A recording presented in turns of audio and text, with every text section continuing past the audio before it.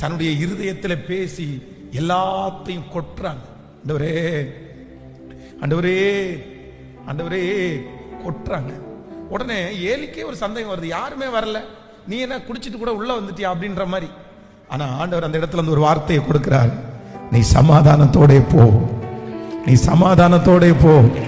இத்தனை பேரும் என் சமூகத்திற்கு வரல, நீ என்னுடைய சமூகத்திற்கு வந்ததினால் நீ சமாதானத்தோட போ.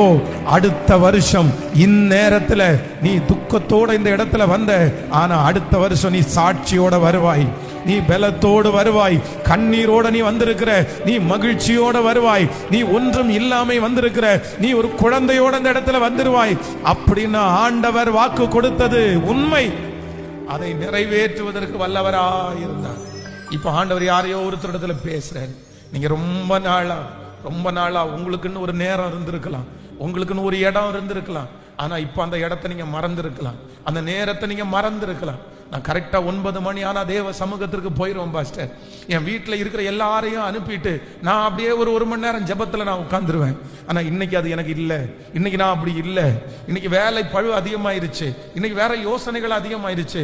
ஆனா மறுபடியும் ஆண்டவர் தனிமையிலே அழைக்கிறார், ஆண்டவர் மறுபடியும் அந்த நேரத்திற்கு அழைக்கிறார்.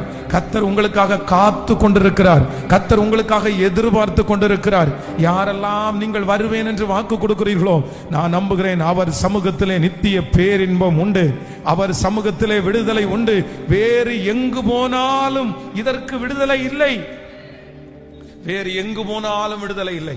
வேதத்துல யாரெல்லாம் தேவ சமூகத்துல போனாதான் விடுதலை அப்படின்னு தெரிஞ்சுக்கிட்டாங்களோ அவங்க அத்தனை பேரும் விடுதலையை பெற்றுக் கொண்டார்கள். நேற்றைய தினத்துல